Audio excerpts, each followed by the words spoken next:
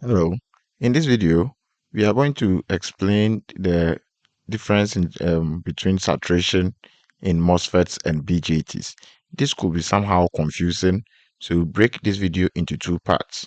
Part 1, which is this video, we are going to deal with graphs and equations to do the explanation, where in part 2, we are going to use physics to explain what actually is happening.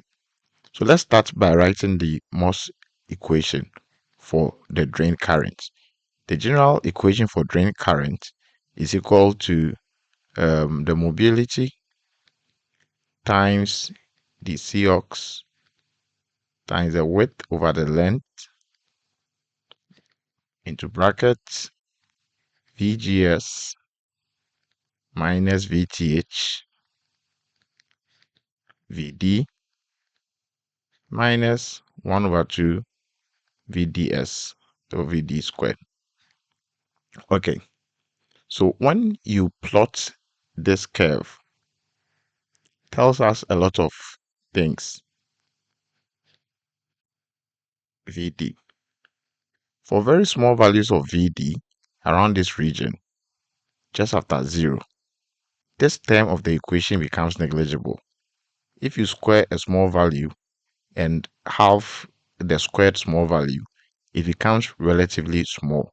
That means the equation can be approximated by a linear function. So ID becomes only a linear function of VD. So at the beginning, we have a linear function this way. Then as we proceed, then this term becomes no longer negligible and we get a parabola as in the square function.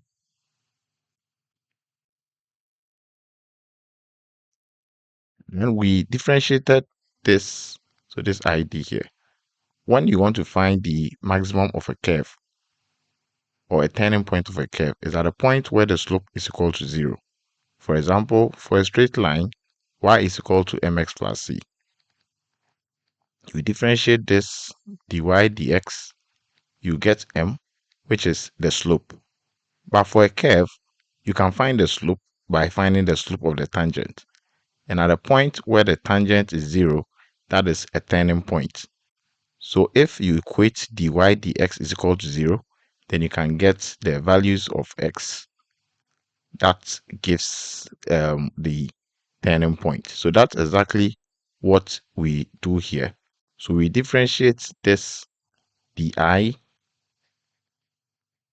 id, the vd in the previous video, and what we got was all these constants remain, and we have what's in the brackets. So let me write mu Cox W over L. Then we have Vg minus Vth minus Vd when you differentiate this.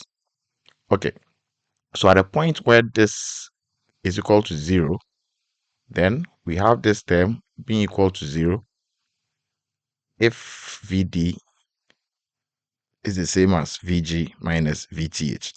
That tells us that the maximum occurs at this point, Vg minus Vth. And in the previous video, we also derived that, okay, before that, we also have to find the function for the maximum current, ID max, which is given by substituting this value into the original equation for Vd. Then we ended up getting 1 over 2 mu n Cox VGS minus VTH square. We also proved that beyond this point where we have the pinch off, beyond that point, the value of the current remains this way. So we have two regions, the region before pinch off and region after pinch off, depending on the value of Vd. We call this region saturation because at that point, changing the Vd does not affect ID. So, and we have a current source here because we have a constant current, which is regardless of the value of the voltage VD.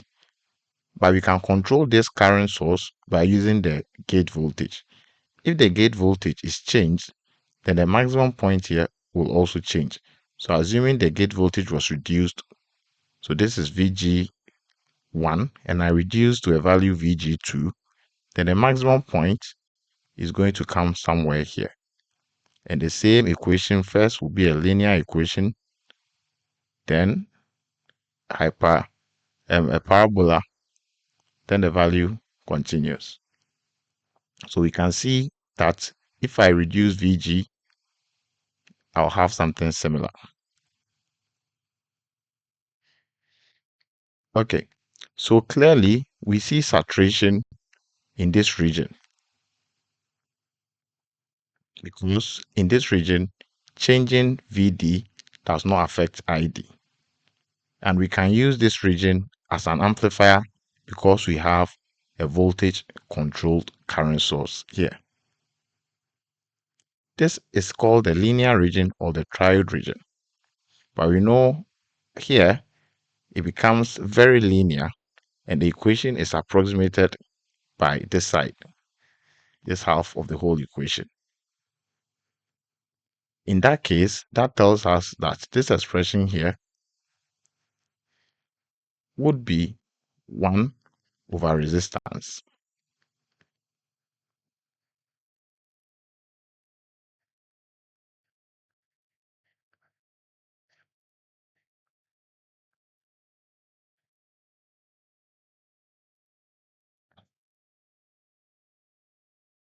Because that will be the slope of the curve if we approximate in a very small range of VD.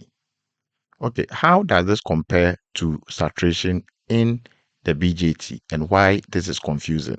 So what you need to recall is that in the MOS devices, saturation region is the region when the MOS device can operate as an amplifier. But in the BJT, why is it otherwise? In the BJT, we have this curve here, IC against VC. We know the relation goes something like this. For a particular value of VBE, so let me call this VBE1. When I change the VBE, let's say I lower the VBE to VBE2,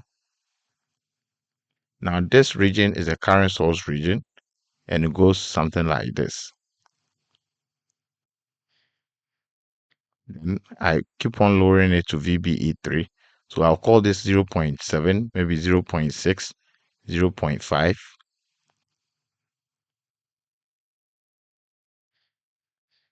Okay, so if I go below 0.5, then VBE might not be, this is a cutoff region when VBE is equal to something like 0.3, which means the base emitter junction of the BJT is not forward biased.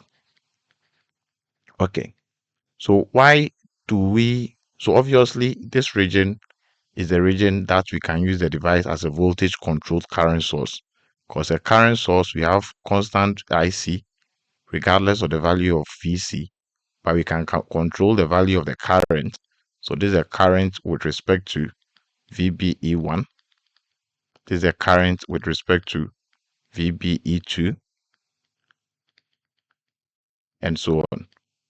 But why do we not call this the saturation region? Of course, between IC and VC, there's saturation. But in the BJT, the saturation refers to when I'm changing VBE, so controlling VBE, but IC doesn't change. So this explains that the saturation in BJTs and MOSFETs mean completely different things. In this region, I can call this deep saturation when the value of VC is greater than the value of the base. So assuming the base were 0.7, then this is the region where VC, this region VC would be lower than 0.7. Let's say VC will be from 0.4 going downwards, meaning we are driving the device in deep saturation. What is noticed here is that we cannot distinguish between the collector current and the respective VB. So whether VBE 7, 0.6 or 0.5, the collector current remains the same. So this is why we call it saturation. It means changing the base emitter voltage does not change the collector current. But in the MOS device, we don't have that. Between the gate voltage, which is the controlling voltage, and the ID, there is no saturation between the gate. Whenever I change the gate voltage at any point in time, there is that linear relationship. So if I plotted ID against VGS, there will still be that linear relationship in that region. Okay, so I hope you found this video useful.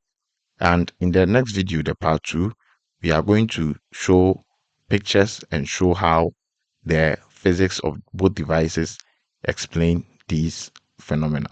But just remember that for amplification or for amplifier,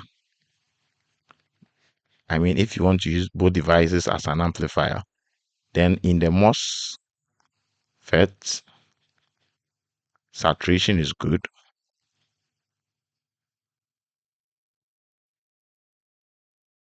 but in the BJT, saturation is bad. Okay, so catch you in the next video. Thank you and bye.